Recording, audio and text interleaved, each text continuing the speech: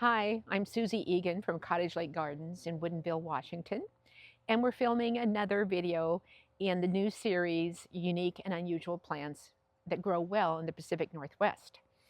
So today we're going to feature a plant in the genus Corydalis, and the plant is the Corydalis solida. And here I've got one right beside me, and this is one of my favorite spring ephemerals that blooms in early March. Okay, let's talk about this now. Corydalis. Corydalis is the genus name. Corydalis, the genus Corydalis, is a really large genus. It has over 450 species within the genus, and this is one of them. I've grown 19 of the different species or cultivars in the garden, and this is the tried and true one. This is my absolute favorite, and that's why I'm recommending you get one or several for your garden. So Corydalis comes from the Greek word Corydalis, which means crested lark. And it's named that because the flower, which is a pink tubular flower, looks like the head of a crested lark.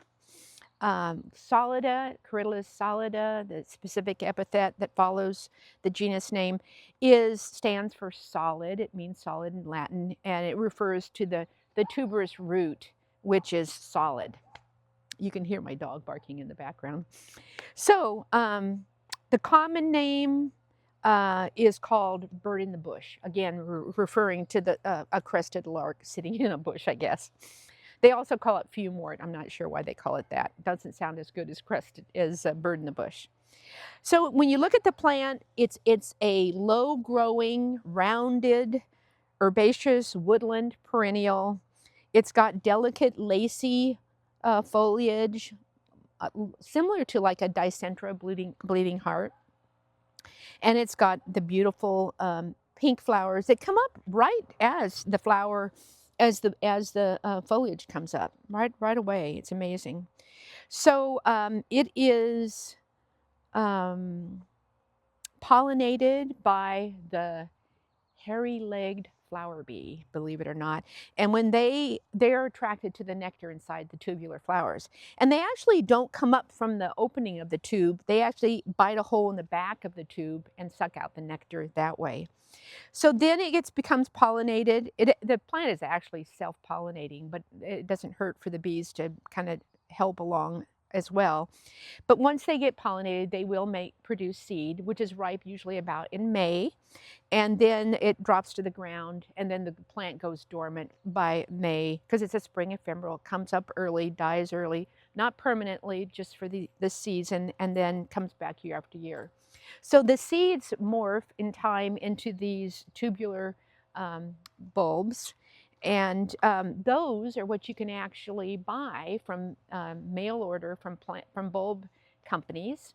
And oh yeah, she made an appearance, didn't she? She knew the movie was happening. Anyway, you can go online and buy them. You can't buy them now. You can't buy them in spring because they're actually growing actively now. You buy them when they're dormant. So the bulb companies will release them usually around the same time you would buy your crocus bulbs in the fall. Buy them in the fall, plant them in October, and then they'll look like this come the next spring.